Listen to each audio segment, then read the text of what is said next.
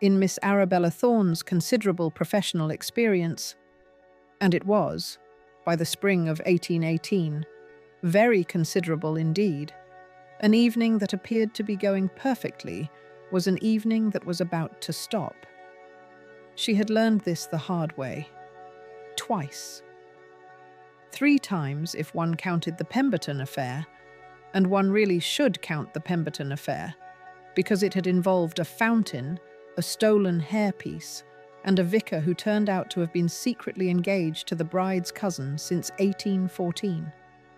The point was, when a ball was too quiet, too smooth, too brilliantly on track, Miss Arabella Thorne had learned to stop watching the dance floor and start watching the doors. And the faces. And above all, Lady Priscilla Vale, on this particular evening, the midsummer ball at Everley Park in Surrey, the crowning event of the Duke of Everley's house party, the night when the whole long summer was meant to resolve itself into a satisfying and sensible conclusion. The evening had been going perfectly for 47 minutes. Arabella knew it had been exactly 47 minutes, because she had checked the clock 4 times, and each time the clock had suggested nothing but order and progress, and the polite, purposeful hum of a gathering where everything was proceeding entirely according to plan. The Duke had danced with Miss Charlotte Fairfax. Miss Charlotte Fairfax had been charming, well-spoken, impeccably connected, and the correct height. Arabella's plan, as she was forced to acknowledge, even through the particular low ache in her chest that she had been trying not to name for several weeks, was working. Perfectly. And then Lady Priscilla Vale leaned, with a small, satisfied smile, toward the ear of the Duchess of Northam, and Arabella stopped watching the dance floor entirely. She knew that smile. She had been dreading that smile for 3 weeks, ever since a blue-covered notebook had gone missing from her reticule and come back 4 days later, suspiciously warm, the ribbon retied by someone who tied things from the wrong direction. She had told herself she was imagining it. She had told herself that even if Priscilla had seen the notebook, she could not have read it, because the cipher was Arabella's own invention, and no one but Arabella and one exceptionally nosy best friend had the key. She had told herself a great many reassuring things, and they had mostly worked. And now Lady Priscilla Vale was whispering in the ear of the most socially powerful woman in the county, and smiling the smile of a woman who has been patient for exactly as long as she needed to be, and Arabella's carefully constructed reassurances began, one by one, to fail. She was already planning her exit, the quiet, unmarked disappearance that was her oldest professional skill, the one she had been practicing since the age of 19, when the Duke of Everley turned in the middle of the dance floor and looked directly at her.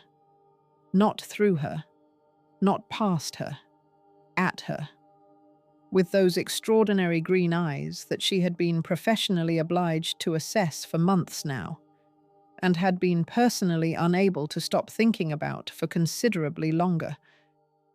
And the look on his face was not the look of a man who was confused or annoyed or about to ask her opinion of Miss Fairfax's dancing. It was a different look entirely. It was the look of a man who has just, in the middle of a crowded ballroom, had a very large puzzle piece find its place. And then he began, quite deliberately, to walk toward her. "I am going to stop us there." Right in the middle of the Everley Park ballroom, with the music playing and the Duke crossing the floor, and Arabella Thorne making the executive decision to stop breathing until she knew what sort of expression that was. Because before I take you one step further, I need you settled in and properly committed to this story, and I need to know that you are here with me. Wherever in the world you are listening from tonight, tell me in the comments, because I am always curious, and because knowing you are out there makes the telling sweeter. And while you are there, subscribe to Jane Tells Stories, because this is not, I promise you, the last time I am going to sit you down with a character you cannot stop thinking about. It costs you nothing, and it costs me a great deal not to ask. And if you truly refuse to subscribe, well, then you owe me a favor. I never forget a favor, and I am entirely patient about collecting them. Now, come back with me to the beginning of that summer, 3 months before the Duke walked across that floor, to a very sensible young woman who had absolutely no intention of falling in love with her own client. There is a parlour in a narrow street off Dover Street in Mayfair, the kind of street that does not appear in any fashionable guidebook, the kind of lodging that does not advertise itself. The door is unremarkable, the knocker is polished but plain. The woman who answers it is a widow of middle years and impeccable discretion, who will tell you only that the upper room is engaged, and that if you have been given the address, then you already know that a meeting there is by appointment only. The woman who received those appointments was known to the 12 or 14 families who had cause to seek her out in any given season as Madame Fleur. She had no other name. She had a voice that was careful and low and gave nothing away, a pair of sharp and knowing eyes visible above a dark veil, and the most uncomfortable habit of seeming to know exactly what you were thinking before you had thought it. You did not find Madame Fleur. Madame Fleur found you, or rather, a discreet note found you, in handwriting that would not be recognized. And if you were sensible, you kept the appointment and told no one about it. And by the end of the season, you were announcing an engagement that the whole of the ton would spend a year calling inevitable. Her fee was, by any reasonable measure, extraordinary. The extraordinary fee was, to those in a position to pay it, entirely worth it, because the results were flawless. In 6 years of practice, Madame Fleur had made 23 matches. Every single one of them had ended in a marriage. Every single one of those marriages had, as far as anyone could determine, produced at least one of the parties genuinely and sustainably happy, which is approximately 23 more than the ton's ordinary methods could claim. No one knew who she was. That was the whole and essential magic of it. Madame Fleur was a ghost, a rumour, a face above a veil, and the total blank-eyed discretion of the Dover Street widow ensured that she stayed that way. The client who had hired Madame Fleur in February was socially incapable of admitting that he had needed help in March, which meant he told no one, and the Madame, for her part, told no one everything. Not a name, not a detail, not a breath of anything that had passed in the little upstairs parlour. This was not merely a professional standard. This was survival. Because Madame Fleur had a secret far more dangerous than any of the secrets she kept for her clients, and that secret was this. She was 26 years old. She was the daughter of a modest baronet, who had died 3 years ago, leaving very little but the family's good name, a modest annuity, and a younger son who needed to be placed in a profession.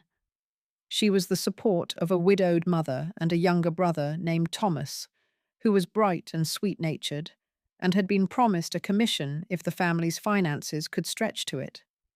And her name, her real name, the one she used at balls and morning calls and every other respectable occasion, was Miss Arabella Thorne.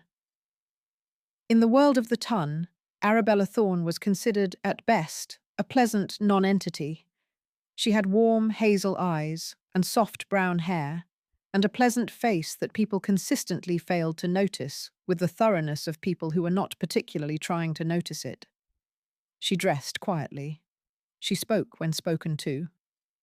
She had a habit, when she was thinking hard, of tapping her closed fan against her palm in a steady, thoughtful rhythm that no one had ever thought to read as anything other than mild boredom.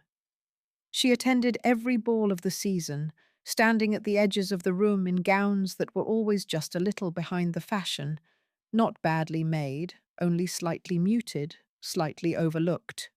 because being overlooked was Arabella Thorne's most carefully cultivated professional asset. You cannot observe people properly if they are busy observing you. She had discovered her talent quite by accident. At 17, her godmother's second cousin had been conducting a deeply miserable, almost engagement with a perfectly dreadful man. And Arabella, who had been watching the whole thing with the patient attention of a young woman who had nothing to do at a dinner party but look around, had said, in a moment of what she now recognized as catastrophic candor, "But you do not actually like him. You like the way he makes Sir Francis uncomfortable when he enters a room. Would it not be simpler to marry Sir Francis?" There had been a silence. Her godmother's second cousin had gone red, and then white, and then, 6 months later, rather happily married to Sir Francis. No one had thanked Arabella, who had by then understood that this was exactly the way it should be. You do not thank the one who sees. You thank the arrangement. That is how it stays safe. She had done it 8 more times before she was 20, simply because she could not help seeing, and because the seeing, once done, could not be unseen. And by 20, she had the Dover Street address and the veil and the name, because it had occurred to her that a young woman who could do what she did deserved to be paid for it. The fee went toward Thomas's commission fund and her mother's physician. The veil went on every time she climbed those narrow stairs. And Miss Arabella Thorne went to every ball of every season in her quietly unremarkable gowns, watching the room, reading the room, loving the room in the particular way that a person who cannot be part of something loves it, from the perfectly safe distance of not quite belonging to it. She would freely admit, a weakness, a single professional flaw, buried deep under a great deal of practical competence. Arabella Thorne did not believe that the gift she had for seeing what other people needed worked, in any direction, on herself. She could see, instantly and clearly, what made two unlikely people right for each other. She could not see, and had long since stopped trying to see, what would make Arabella Thorne right for anyone. Too much, too quick, too sharp for a drawing room, too plain perhaps, or not plain enough. She had never been entirely sure. It did not matter in any practical sense. She had Thomas's commission to think of, and her mother's annuity, and the 24th match to make before the summer was out. There was no room in that life for anything as complicated or as dangerous as love. This was her firm, considered, professionally arrived-at position when, in the 3rd week of April, the note arrived. The note said only, "I have need of your services, the sort of need that cannot be spoken of openly. I believe you understand such needs, a time and a date. The Dover Street address." It was signed in the clear, even hand of a man who expected to be understood without having to explain himself, with an initial E. She knew the handwriting. Of course she knew it. She had a professional memory for such things. She held the note in her hands for 3 full minutes, and during those 3 minutes, against her will and completely without her permission, her fan tapped a steady rhythm on her palm, and she realized, with the professional clarity that never entirely deserted her, even when she wished it would, that the Duke of Everley had just introduced himself into a situation that was going to be considerably more complicated than he imagined. She accepted the appointment. She told herself it was for Thomas's commission. She was not entirely wrong about that. He arrived, as she had privately predicted, in plain clothes. A dark coat, no crest, no distinguishing mark of any kind, the studied anonymity of a man who was used to being recognized and had taken specific steps against it. Arabella, who was already seated in the little upstairs parlour in her veil and her dark wool, thought it admirably done. He even moved differently, less the Duke's deliberate, unhurried stride, more the purposeful walk of a man who was simply going somewhere. She filed it away as she filed everything, another piece of the picture. He did not sit down immediately.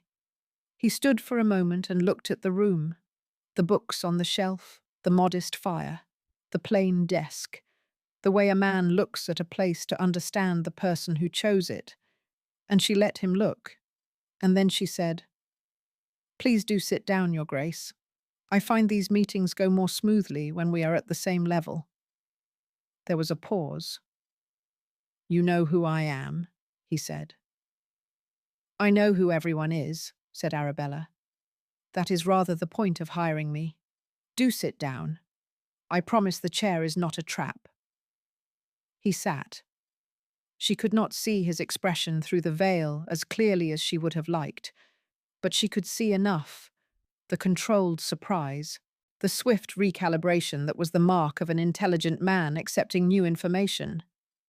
And she was pleased enough with what she saw to keep her hands folded in her lap and her fan entirely still.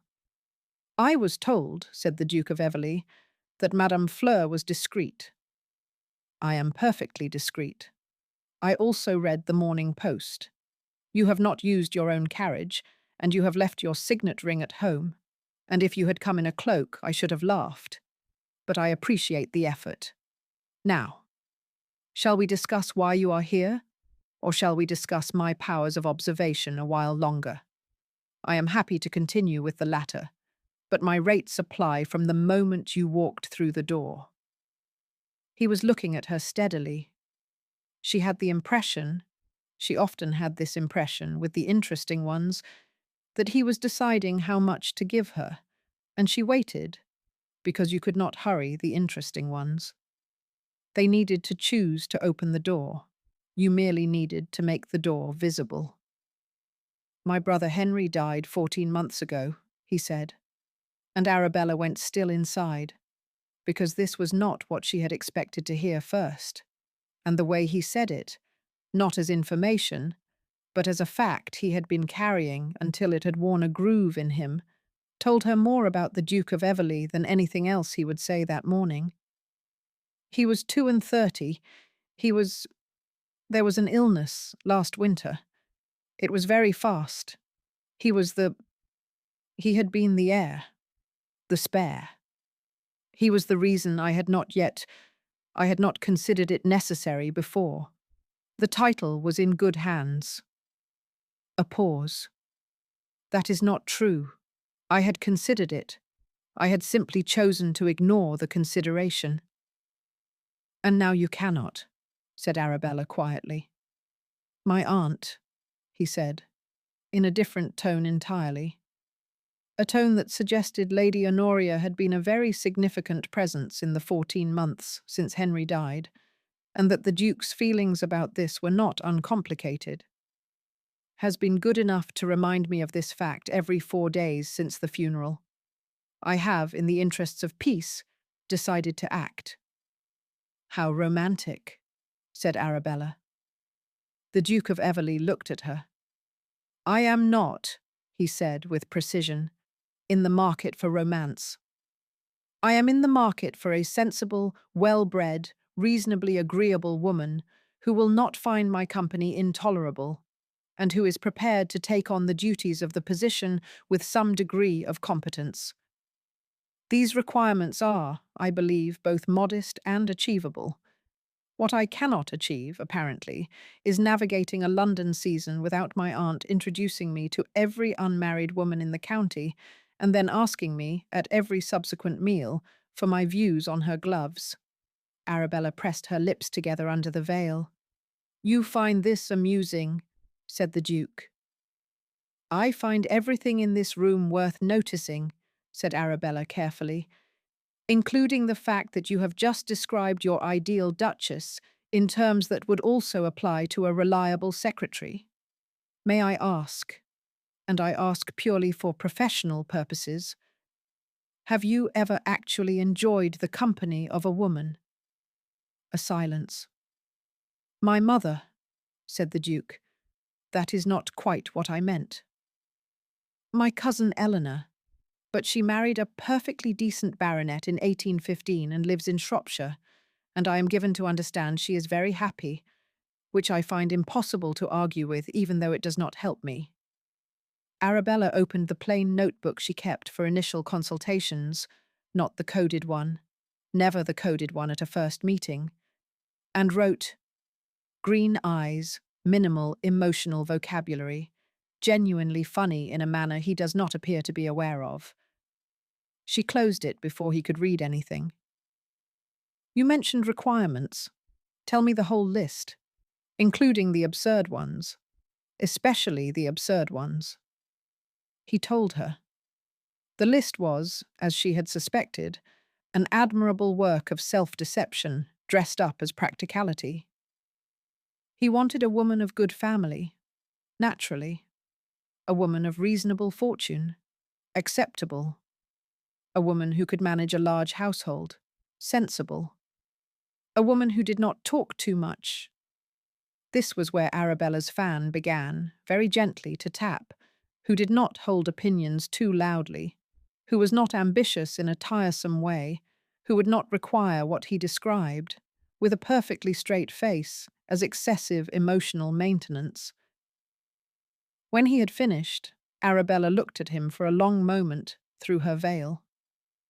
"I see," she said. "You have objections," said the Duke. He did not sound offended. He sounded faintly as though he had been expecting them. "Your Grace," said Arabella, "you have just described, in every particular, a woman who would bore you insensible within 6 months. A woman who does not hold opinions loudly is a woman who has decided her opinions are not worth your attention, which means she has almost certainly decided that she herself is not worth your attention, which means you will never in your life have a conversation with her that is worth having. You do not want a woman who does not talk too much. You want a woman whose talking you cannot predict. There is a significant difference, and I suspect you know it. And I suspect furthermore that the list you have just given me is the list you have been writing in order to convince yourself that what you want is a sensible arrangement, because a sensible arrangement is safe, and anything less safe is a thing you have decided, at some point since your brother died, that you are no longer permitted." The room was very quiet. "You are," said the Duke of Everley after a moment. "Not what I expected." "No one ever is," said Arabella. "That is also rather the point. Do you want the match I can actually make for you, or do you want the one on the list? I can do the one on the list, but I should warn you that you will thank me for it, and mean it only in the politest possible sense, and I have never found that entirely satisfying." Another pause.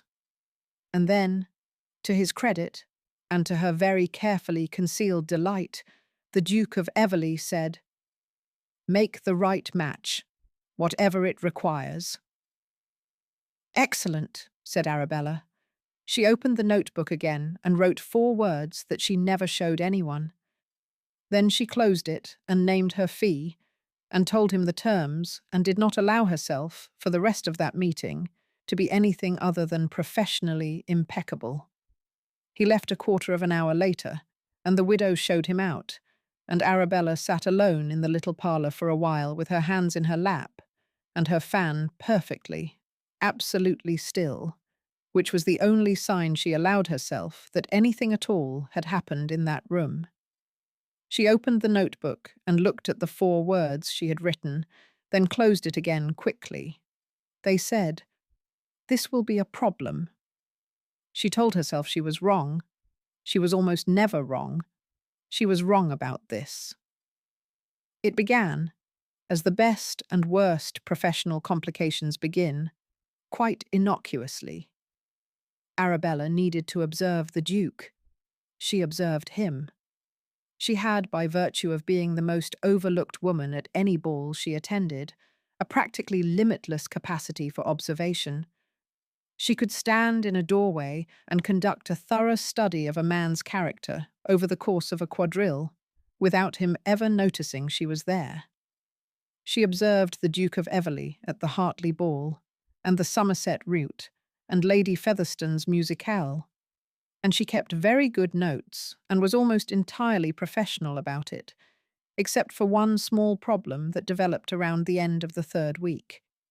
The small problem was that the Duke had apparently, between one ball and the next, noticed that she was there.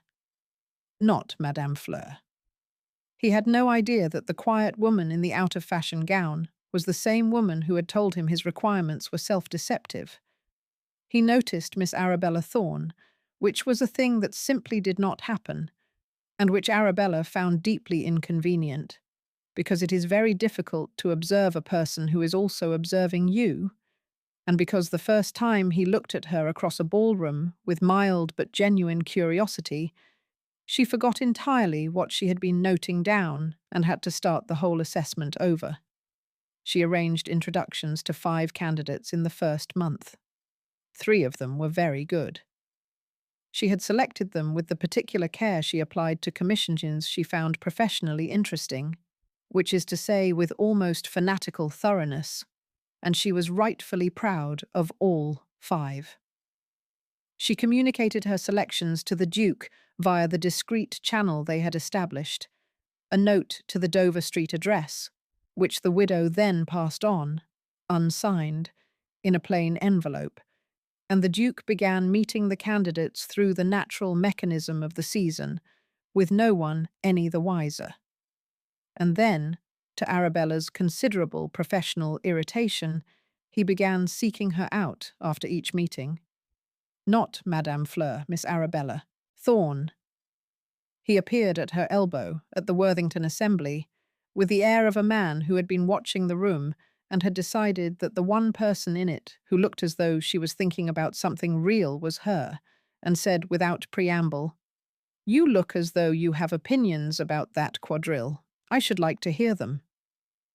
And Arabella, who did indeed have quite strong opinions about that quadrille, and its implications for the Cavendish-Whitmore understanding, made the catastrophic mistake of sharing them. She was witty. She did not mean to be witty, but she had been watching the season alone for 6 years, and here was a man who clearly wanted to hear a real thought, and something in her professional composure simply did not survive the combination. After that, he found her at every ball. It was, she told herself, entirely manageable. He was her client. She was his matchmaker in secret. They were, when she stood beside him at a ball and said dry and honest things about the people around them, simply 2 acquaintances with compatible senses of humour. There was nothing more to it. This was clearly true, and she only had to remind herself of it 4 or 5 times an evening. The waltz incident did not help. It had begun entirely reasonably. Miss Honoria Whitfield, candidate number 2, a capable and quietly funny young woman who had been Arabella's particular hope, had been, in Arabella's professional opinion, slightly too formal when she danced. Not her fault. She had been raised in a household where restraint was next to godliness, and restraint had its place. But Arabella had noticed that the Duke responded to warmth and ease, and she needed Miss Whitfield to feel a little easier. She had arranged, through a mutual acquaintance, to practice the waltz with Miss Whitfield in the back drawing-room of the Harrow townhouse, Lydia's family home, which Lydia had offered with the uncomplicated generosity of a woman who suspected exactly what her best friend was doing and thought the whole situation hilarious. Arabella had not anticipated that the Duke would be there. She had failed to anticipate it because the Duke had, by some mechanism she still could not entirely account for, ended up calling on the Harrow household that afternoon on the entirely spurious pretext of returning a book of verse to Lydia's father, who Arabella was fairly certain did not own a book of verse, and had arrived in the back drawing-room at the precise moment when the hired pianist had gone home, and Miss Whitfield had left, and Arabella was standing alone in the middle of the floor, trying to remember what she had been doing with her life before this commission had made it so exceedingly difficult. "Miss Thorne," said the Duke of Everley, setting the book of verse on a side table. "You look like a woman who has been practicing something she has not quite mastered." "I have mastered it perfectly well," said Arabella, "when I have a partner." He looked at her for a moment, and then, with the perfectly composed manner of a man who had made a decision and was not going to pretend otherwise, he said, "Well then." She should have said no. She was absolutely aware, in the part of her brain that continued to function professionally, even when the rest of her was doing something entirely different, that she should have said no, and pointed out that this was irregular, and left to fetch Lydia as a chaperone. Instead, she let him take her hand. She told herself it was research. She needed to know how he moved. She needed to understand, from the inside, what a woman dancing with the Duke of Everley would feel, so that she could coach the right candidate toward it effectively. This was a completely reasonable professional rationale, and she managed to believe it for approximately 2 minutes. Then he said, in her ear, just above the soft humming of the tune he was providing himself since the pianist had gone, "You are telling me something with your shoulders." "I beg your pardon," said Arabella. "Your shoulders, when you are braced for something to go wrong, they do this." He shifted the hand at her waist, and the shift was very small and entirely correct. And yet it changed something in the geometry of the whole enterprise in a way that Arabella was not going to think about. "I notice you have been braced for something to go wrong all season. I find myself curious what it is." Arabella said, truthfully and unwisely, "I am not sure I know any longer." The music, which had been entirely internal and his alone, stopped. His hand at her waist stayed exactly where it was for 1, 2, 3 long seconds, and then he stepped back, and his face was the pleasant, interested, controlled face he wore for the world, but his green eyes were doing something that his face was not, and Arabella retrieved her hand and said something entirely forgettable about the afternoon light and left, and sat in the street outside in Lydia's borrowed carriage for several minutes, reminding herself, with every tool at her disposal, that she was a professional. "You have it badly," said Lydia, who was in the carriage because she had been watching from the drawing-room door. "You have it catastrophically badly, Bella. You are making the face." "I am not making any face." "The face you make when you have matched 2 people, and you can see it working and you are trying not to crow about it. Except this time you are clearly trying not to cry about it, so I presume the 2 people are you and the Duke, and you are matching them and simultaneously preventing the match, which is about the most Arabella thing you have ever done." "I am going to find you a very boring husband," said Arabella. "You would never," said Lydia cheerfully. "You know exactly who I should marry. You have known for 2 years." This was true, and Arabella chose not to pursue it, and stared out the window at the April afternoon instead, and told herself that the note she intended to write tonight, to the Dover Street address, the assessment note, the professional update on candidate number 2, was not going to contain a single sentence that was not entirely relevant and completely neutral in tone. It contained 3 pages. She burned the first 2. The third was acceptable, she thought, if one was generous. The Duke's reply arrived the following morning, and it was 3 pages too, and the third page bore almost no relation to Miss Whitfield at all. It was about Henry, about the fact that Henry had been the one his family expected great things of, the charming one, the one people actually enjoyed being in a room with, and that losing him had felt. And here the handwriting changed slightly, the way handwriting changes when a person has stopped watching it, less like losing a limb and more like losing the argument he had been having with himself his entire life about what kind of man he ought to be. Henry had been better at it, at all of it. at warmth and ease and the particular gift of making people feel that they were the most interesting person in the room. And now the title was his, and the expectation was his, and he was not at all certain he had his brother's gift for any of it. Arabella read this 3 times and then wrote back. She should not have written back, strictly speaking, and yet she did. And what she wrote was this: I suspect your brother would tell you that warmth is not a talent, it is a choice. And I have been watching you make it, rather quietly, all season. She should not have sent that. She knew it the moment it left her hands. It was not a professional assessment.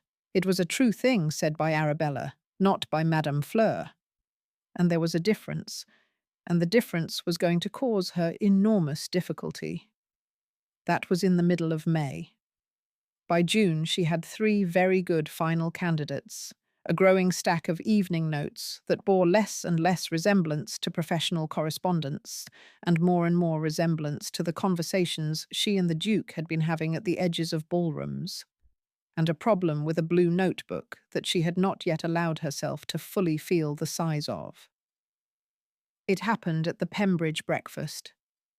Arabella had tucked her notebook, not the plain consultation notebook, but the coded one, the blue leather one with the flower cipher, the one that contained 23 matches in shorthand that absolutely no one outside this story should ever read, into her reticule, because she had a note to make about candidate 3 and her tendency to look away when asked a direct question, which was something to address before the Surrey house party. She had made the note. She had put the notebook back. She had then done a great deal of being professional at a garden breakfast, and when she looked for the notebook again at the end of the morning, it was still in the reticule, at the bottom, exactly where she had put it.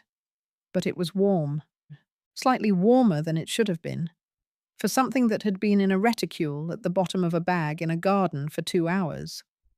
She had told herself then that she was imagining it.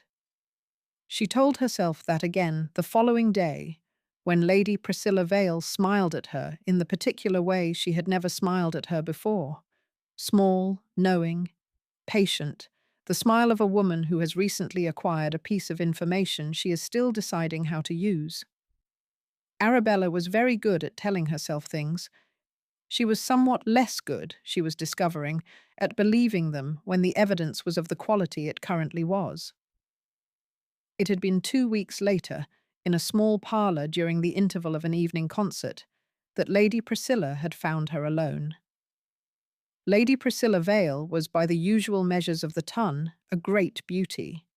She was also, by Arabella's professional measures, a woman of limited depth and considerable determination, which was a combination that Arabella had learned, over 6 years, to treat with the respect one extends to a small but well-aimed weapon. She wore a primrose gown that suited her perfectly and sat down opposite Arabella, with the ease of someone who had been rehearsing a scene. I found your notebook very interesting, she said pleasantly. The cipher is charming, a little obvious once you know the key is floral, Madame Fleur after all, but charming. Arabella said nothing. This was, in her experience, always the correct first move. I have not told anyone, said Priscilla. I want you to know that, and I do not intend to. Provided, of course, that you are sensible. She smoothed a glove. The Duke of Everley is going to propose to me before the summer is out. I am quite decided on this point. He needs a duchess, and I am the obvious choice. And the only thing standing between him and the obvious choice appears to be you and your assessments. So I want you to stop. Step aside, remove your particular candidates from his consideration, all 3 of them, and let the season proceed naturally. And if I do not, said Arabella.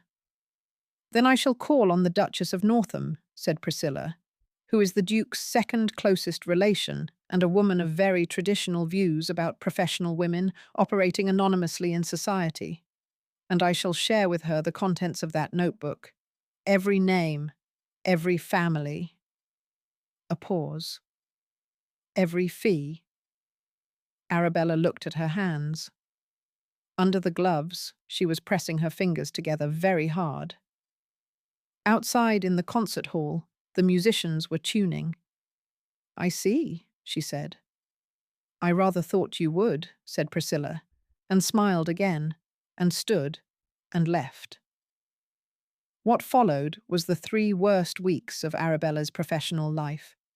And I want to be honest with you about that, because I think she deserves the honesty of being told that what she did in those 3 weeks was genuinely hard. She had built Madame Fleur out of necessity and cleverness, and a kind of love for the work, a love for the specific, quiet, deeply satisfying act of seeing 2 people whole and understanding how they fit. And the threat against it was not just against her livelihood. It was against 23 families who had trusted her silence. It was against Thomas, whose commission depended on her continuing to practice and be paid. It was against her mother, who had stopped looking frightened about the accounts approximately 18 months after Arabella had started taking commissions. She could not risk any of them for a feeling she was not supposed to have. So she began to withdraw. She stepped back from candidate 1, a gentle, strategic retreat, an implied incompatibility she had invented, a redirection of the Duke's attention. Candidate 2 she handled more honestly. Miss Whitfield was very good, and Arabella told her so, and told her also, carefully, that the Duke's particular character required a particular kind of woman, and that Miss Whitfield was perhaps better suited to someone who would better appreciate her quieter gifts. She said this knowing it was true, and also knowing, with a private and somewhat mortifying clarity, that she was saying it partly because it was true, and partly because she could not, at the end of everything, recommend a woman she would have to watch him marry. This was not, she was aware, the most professional thought she had ever had. The Duke noticed. She had expected him to. He was not a man you could withdraw from without him. Noticing, because he paid attention in the particular thorough way of people who had decided, at some point, to learn to pay attention better. He noticed at a rout in the 2nd week, when she found a reason to be across the room from him for the entire evening. And he noticed at the Ashburton dinner, when she was present, but kept the talk light and short, and gave him nothing to answer. And he noticed, she thought, most of all during the dance they had been about to take together at the Cavendish ball, which she retreated from at the last moment with an excuse so flimsy that even she was embarrassed by it. What she could not quite predict was what he would do with the noticing. He did not press her. He did not send a note demanding an explanation. He watched her, from the safe distance he had always maintained before she had made the mistake of letting him get closer, with a quality of attention that she felt rather than saw, and said nothing to her about it directly, and said nothing to her at all about the fact that he had mentioned, in the latest of the evening notes, not requesting her professional view, but simply talking, the way they had been talking in those notes for 2 months, that he had come to find the season unexpectedly interesting this year, and that he was not sure what to attribute this to, but that he suspected the attributable thing was leaving, and he found that he did not like it. She read that note 4 times. She did not reply to it. She was going to reply to it. She had not replied to it. She had the Surrey house party to survive first. Everley Park in high summer was the kind of house that made a person understand why the English had spent 300 years trying to justify the aristocracy. It was large without being oppressive, and beautiful without being ostentatious. And it sat at the edge of a park of old oaks, in the particular golden green way of English country houses in June, as if it had simply grown there, like the oaks, over a very long time, and knew exactly what it was. The roses were spectacular. Arabella, who arrived in the Harrow family carriage with Lydia and Lydia's parents, and was delivered to a beautiful guest bedroom overlooking the south garden, stood at the window and looked at the roses and thought the sort of clear, unhelpful thought that people have when they are falling in love and not permitted to, that she would have liked to see the roses here in every season. The house party consisted of 14 guests and Lady Honoria. I separate these categories because Lady Honoria, the Duke's aunt, his late mother's eldest sister, a woman of 58, who had the energy of a woman of 30 and the conversational style of a cannonade, was a category entirely her own. She had been managing the Duke's domestic life since his mother died when he was 7, and she had been managing his matrimonial life since approximately the moment he turned 18, and the fact that he was now 33 and still unmarried was, to Lady Honoria, not merely a disappointment, but a personal failure that she intended to rectify before she died, which she frequently said she would certainly do if he did not sort himself out. "You're the one with the sensible face," Lady Honoria told Arabella on the first morning, arriving at her side in the breakfast room with the purposefulness of a woman who had pre-selected her quarry. "I have been watching the whole party, and I believe you are the most sensible face present, excluding Miss Harrow, who is delightful, but whose face is too cheerful for my purposes. Tell me honestly, is my nephew completely hopeless, or is there still a chance?" Arabella said, carefully, "I think the Duke is remarkably capable of a great many things." "Marriage," said Lady Honoria. "Can he do marriage? Be honest. I am old enough to hear the truth." "I think," said Arabella, even more carefully, "that he will do it rather well when he finds the right person for it." Lady Honoria looked at her sharply. Then she looked at her again, in a different way, the way of a woman who had been watching her nephew for 33 years and recognized a particular quality of expression even when it was being suppressed with professional thoroughness. Then she took a piece of toast and said, with great deliberateness, "Yes, I expect he will." And she went away without explaining herself, which Arabella found considerably more alarming than if she had stayed. The days at Everley Park had a sweetness to them that was almost worse than misery, because sweetness remembered is the most persistent kind of ache. There were walks in the park in the cool mornings, and Arabella found herself walking beside the Duke more often than was entirely sensible, because he sought her out with the same naturalness he had at the London balls. And she had not yet, it turned out, been able to entirely re-establish the withdrawal. There were long afternoons in the rose garden where the candidates were all charming and well presented, and where Arabella's professional eye worked perfectly, and her heart did something complicated and uncooperative. And there were evenings on the terrace where the summer stayed light very late, and no one was particularly in a hurry to go in. And there was one walk in particular, 3 days into the party, when they found themselves alone at the far end of the rose garden, where an old iron bench sat under a climbing white rose, and sat down without either of them suggesting it, and talked until the dinner gong had gone twice, and the footman had been sent to find them, and neither of them had noticed. They talked about his brother Henry, and about Arabella's father, and about the particular loneliness of being responsible for a family you love, and at no point during this conversation was either of them being anything other than entirely, helplessly honest with each other. And that honesty was, Arabella knew, the most dangerous thing that had happened to her all summer. And then there was the hide-and-seek. Lady Honoria had proposed it. At the time, Arabella had thought this was simply a symptom of Lady Honoria's determination to create every possible opportunity for human proximity, which it was. She had not thought through the secondary consequence of proposing hide-and-seek in a house of 50 rooms, with 14 guests and a great many strategic corners.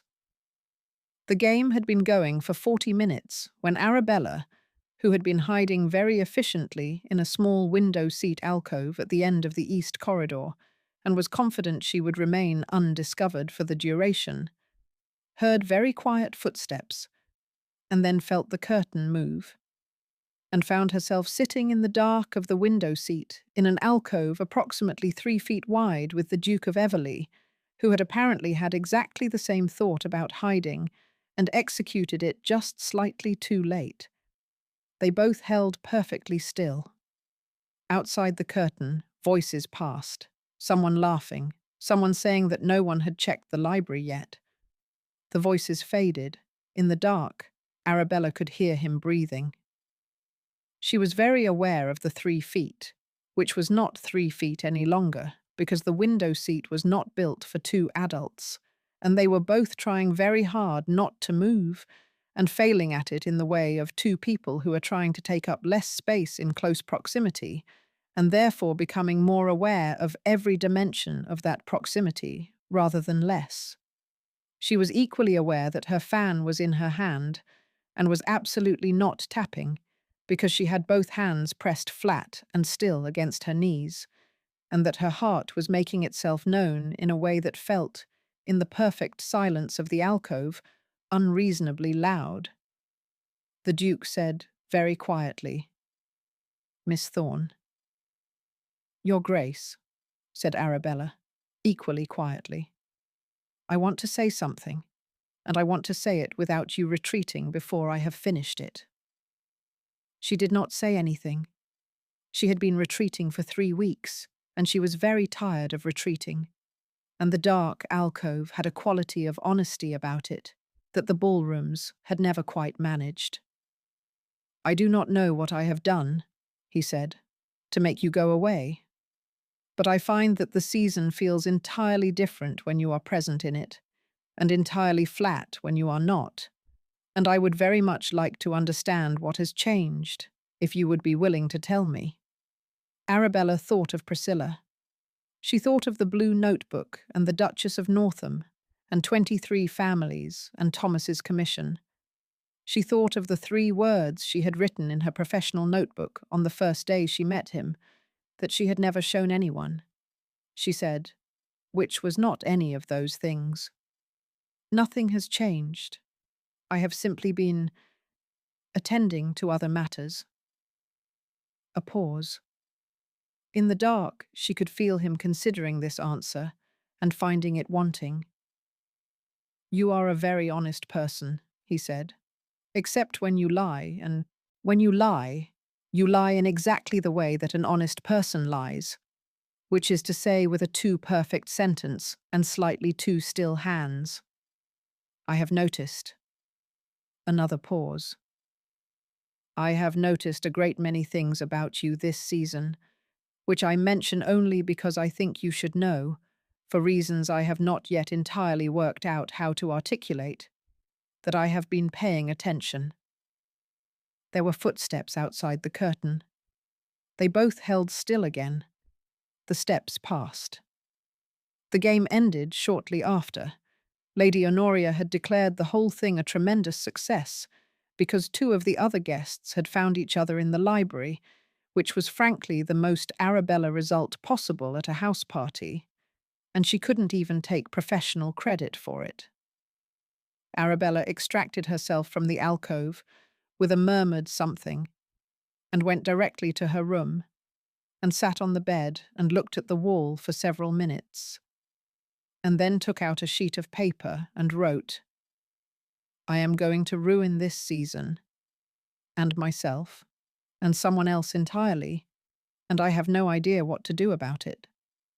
She did not send the note, because there was no one to send it to. Lydia would have been helpful, but Lydia was at the other end of the house in the middle of a card game, and the person she most wanted to say it to was the problem itself.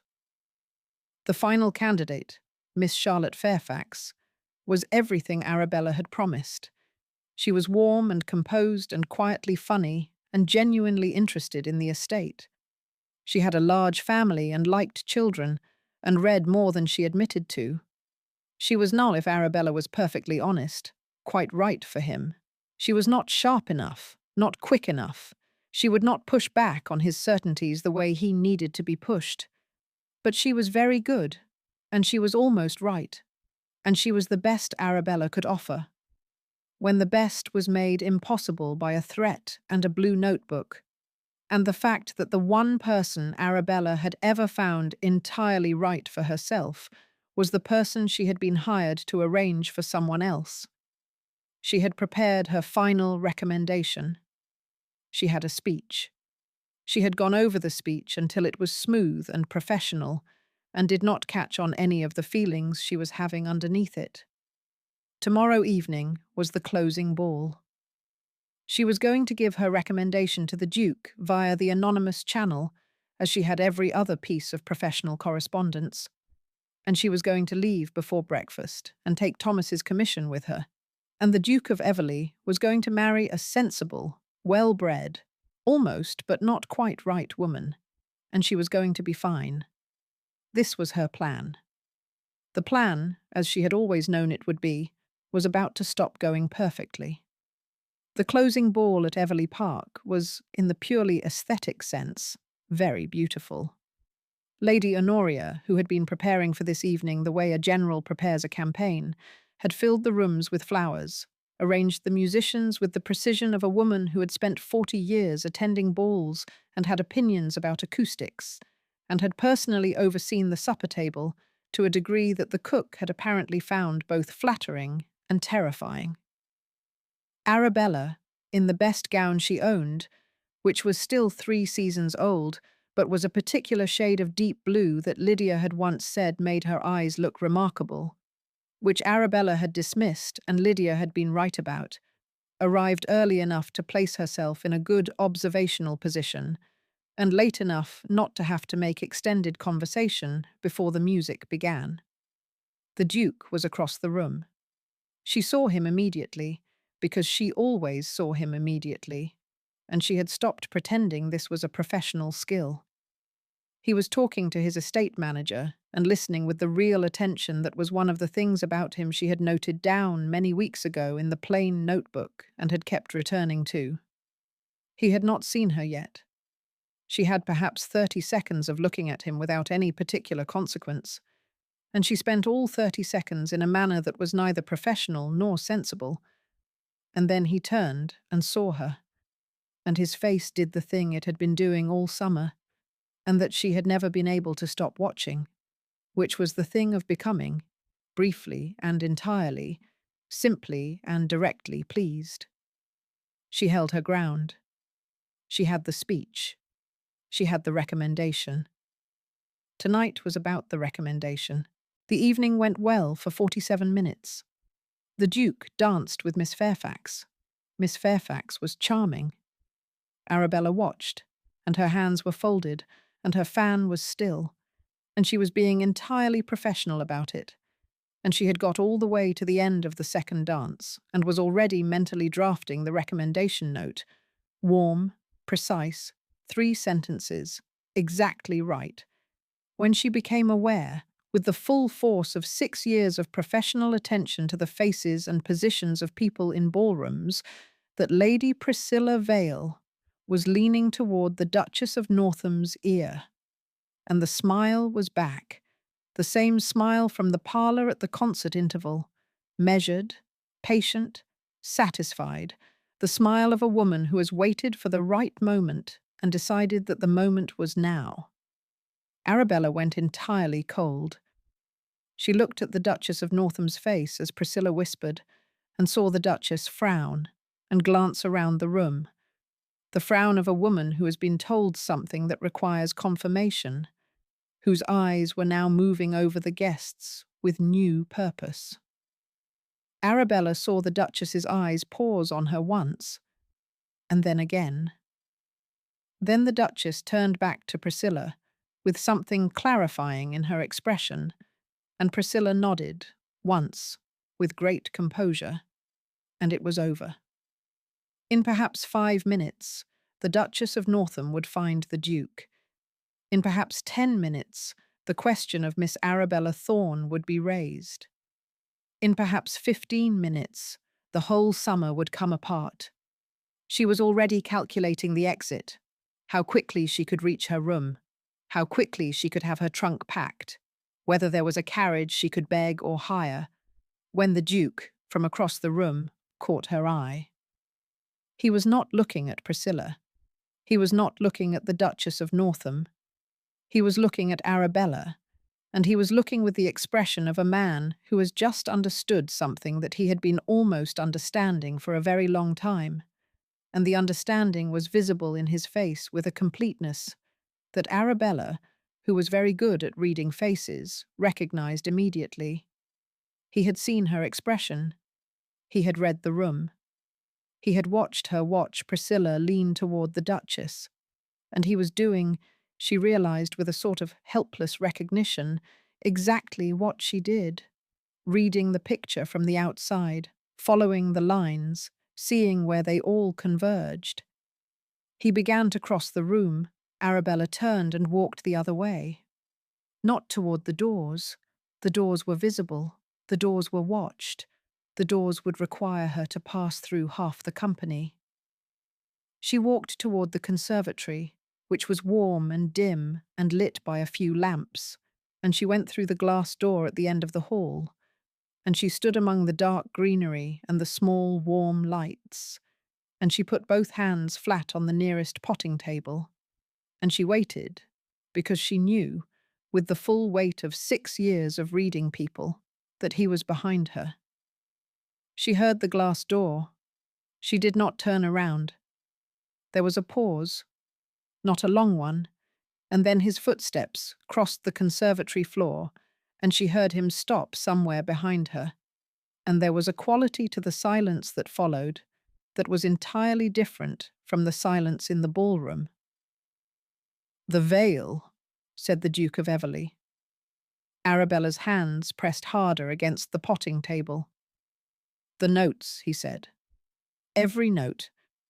The particular way they are phrased, every time I read them, there was a voice I almost recognized. The opinion of the waltz. The opinion of Miss Whitfield's directness. The 3-sentence dismissal of Candidate 1 that I read 4 times, because each time I read it I thought, this is Arabella Thorne. This is exactly how she thinks. And then I told myself that was absurd." A pause. "I have been telling myself a great many things this summer that turned out to be absurd." "Your Grace," Arabella said, and she meant it to come out levelled and composed, and it did not come out quite that way.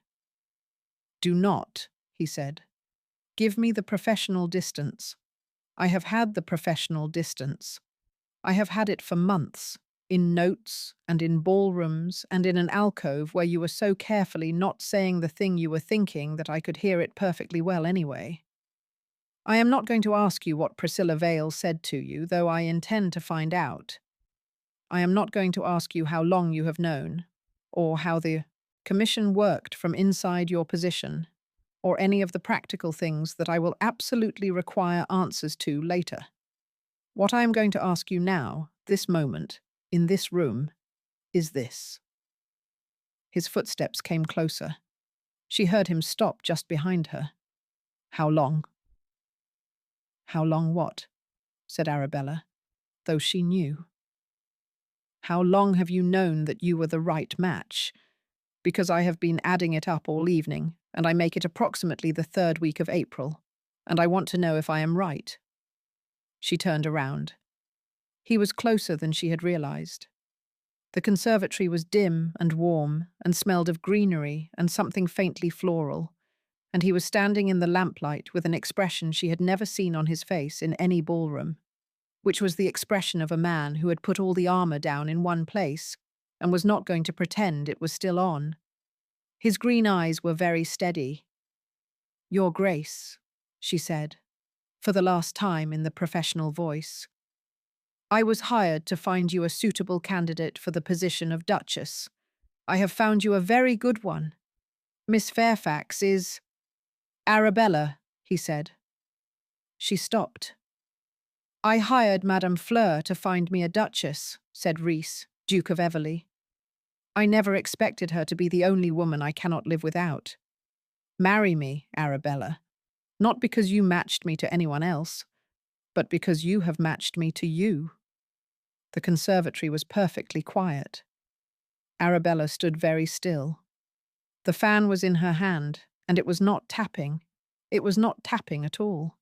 She was holding it with both hands and making no sound of any kind, and the Duke of Everley was looking at her with the face of a man who has been building toward a thing for months and has said it, and is now waiting to find out what the world decides to do with it. She was distantly aware, about to cry. She did not cry at professional events. She did not cry at balls.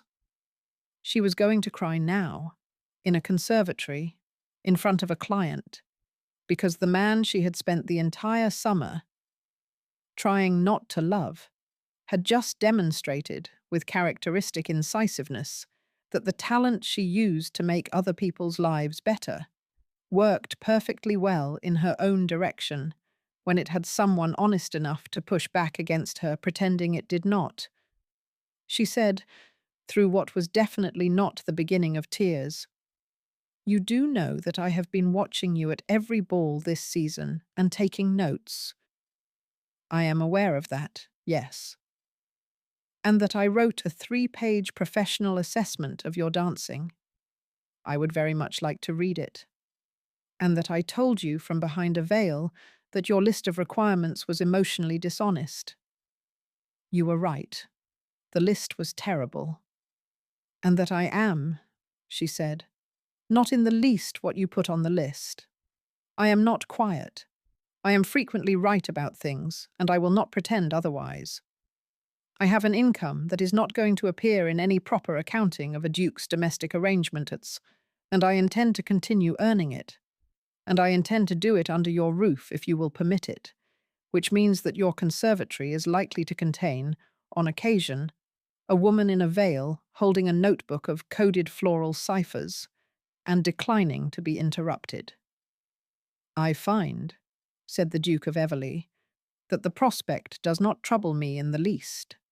In fact," and here, at last, his face did the other thing, the thing she had noted down in April and had been unable to stop thinking about, which was that this man, who the whole ton believed incapable of warmth, was in possession of a smile that she would describe, if she were writing him up professionally, as profoundly and dangerously charming.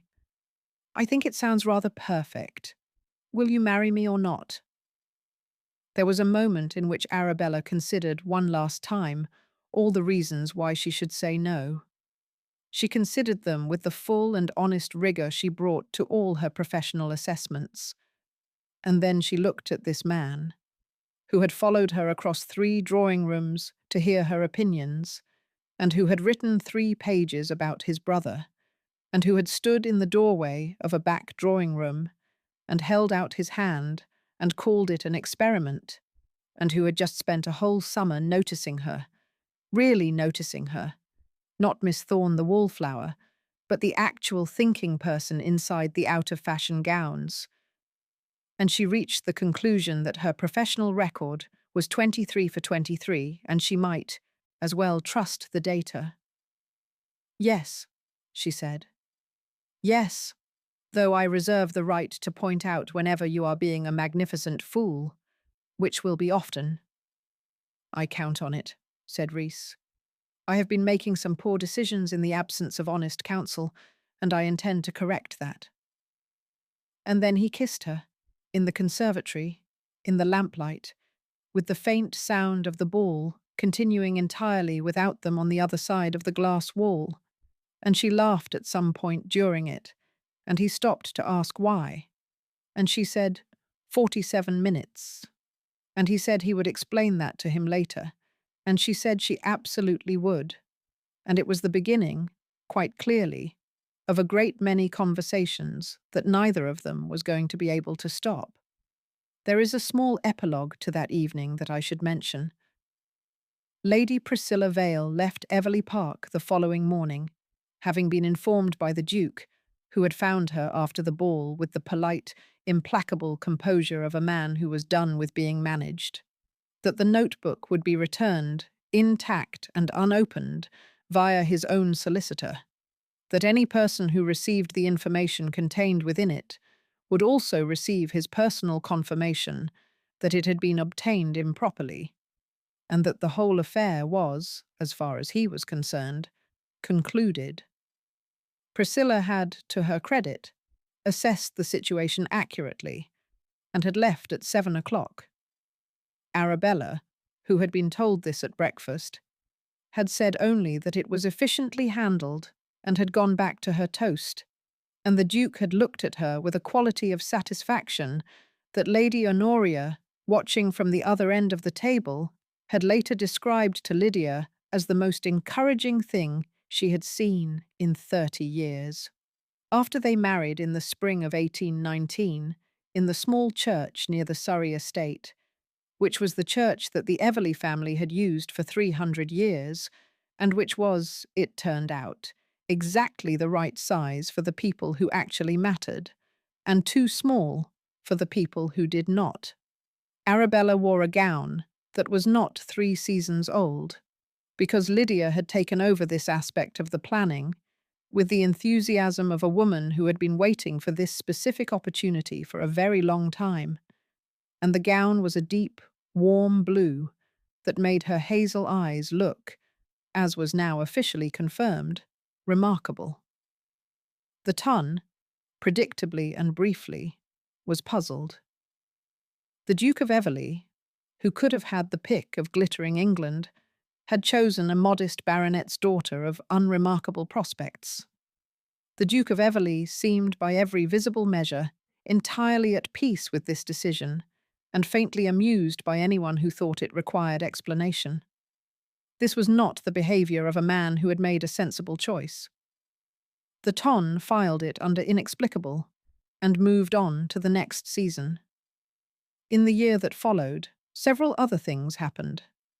Miss Charlotte Fairfax, who was very good indeed, married Sir Edward Cavendish, who was even better suited to her, and was reported to be extremely happy.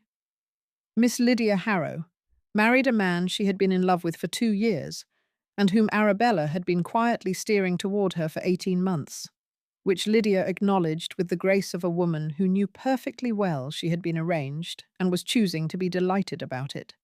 Lady Honoria descended on Everleigh Park for the winter, and stayed through the spring on the grounds that she was helping with the domestic arrangements, which everyone understood to mean that she was having the time of her life. And Madame Fleur continued to practice, quietly, discreetly. In the small upstairs room on Dover Street, the widow continued to answer the door, and the appointments continued to be kept, and the matches continued to be made, 24, 25, 26, with one small alteration to the previous arrangement. There was now, on occasion, a second voice in the consultation. Low, dry, frequently correct, occasionally very funny. The clients did not know whose voice it was. They knew only that Madame Fleur's advice, in the year following her marriage, had acquired a new quality that they could not quite name, as though someone had added a second pair of eyes to the assessment, a pair that saw the room from the other side of the wall that most people were too afraid to look over. And the matches, if anything, were better. Thomas Thorne received his commission and served well, and came home on leave at Christmas with the satisfied air of a young man who has found his proper work. Arabella's mother moved to the Dower cottage on the Surrey estate, which she maintained was a very small and manageable house, which it was not, but which she said this about every day and appeared to mean it entirely. The accounts, for the first time in 3 years, were not frightening. They were, by a small and very satisfying margin, comfortable. And on the last evening of the first winter they spent at Everleigh Park, a clear, cold January night, the great house quiet, the rest of the household asleep. Arabella, who could not sleep, came downstairs and found that the ballroom had been left with a few candles burning by some oversight, and that the Duke of Everley was already there, standing in the middle of the empty floor, because he also could not sleep. And because on the nights when he could not sleep, he sometimes walked through the house, which was a thing he had not told her, and which she had worked out herself, because she noticed things. "I was not told," said Arabella in the doorway, "that a condition of this marriage was sharing my sleepless hours with a man who paces." "I do not pace," said the Duke. "I perambulate. There is a distinction, and I believe a person who keeps a dictionary of flower-based ciphers should respect it. The dictionary does not include perambulate, which I have always considered a suspicious omission. Perhaps your next cipher should address it." Arabella crossed the floor. The parquet was cold under her feet, and the candles were burning low, and the room had the particular quality of a large space at the end of its evening, the warmth going out of it slowly, the shadows long. "You are thinking about Henry," she said. He was quiet for a moment.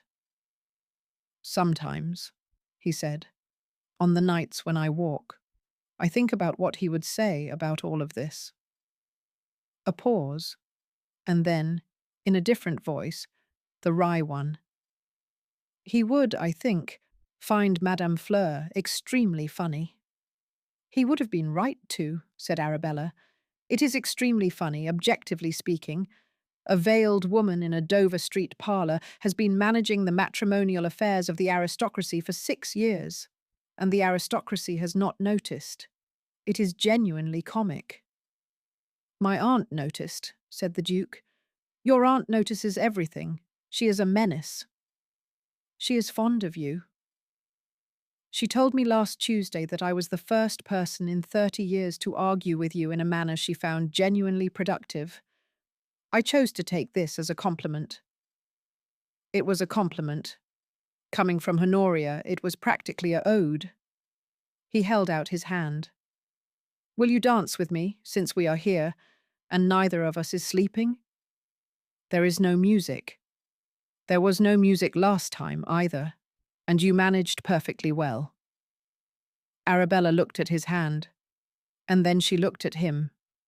This man who had come into her careful, competently managed, well-defended life like a piece of the puzzle she had not known was missing, who had needed her to read him before he could read himself, who had sat across from her in a dim parlour and said, "Make the right match, whatever it requires," and had not known he was asking for himself, who was standing now in the empty ballroom of his great inherited house and offering her his hand because she had had a sleepless night and he had thought she might want it.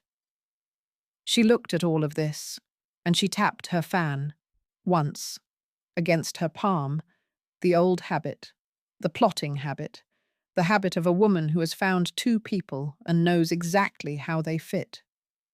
And she took his hand. They danced, slowly with no music, around the quiet, candle-lit floor. And she said something dry, and he answered it dryly, and she laughed.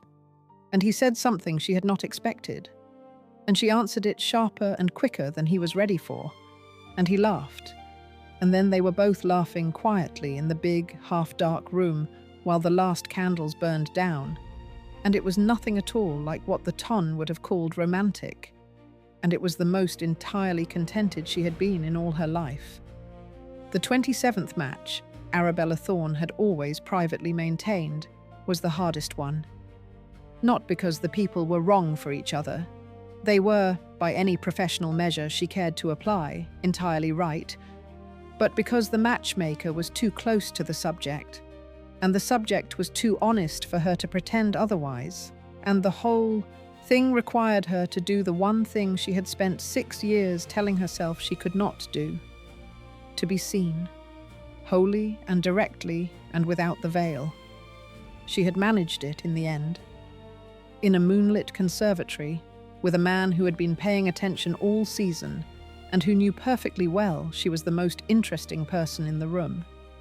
It was, she would tell you, if you asked her in the right mood, exactly the kind of match she would have made for someone else. Sharp, honest, quietly funny, a great deal harder than anyone on the outside would have guessed, and, in the end, at the end of the cold floor and the low candles and the slow dance to no music, very, very happy. She had always had a good eye. Now, you have sat with me all this way, through London and Surrey and a Dover Street parlour and a conservatory at midnight, and I'm very grateful to you, because a story needs a listener, and you have been the best kind. If this one has made you laugh, or hope, or spend even a moment thinking that two people, stubbornly and cleverly, might just find their way to each other despite themselves, then I would very much like you to subscribe to Jane Tells Stories, because I have a great many more of these, and I would hate for you to miss them. Every one of them is a fire to sit beside, and every fire is better with company. And if you will not subscribe, my dear listeners, well, you owe me one. You have owed me one since the beginning of this story, and the debt has, if anything, accumulated interest. I am patient about collecting, as I believe I mentioned. I always remember.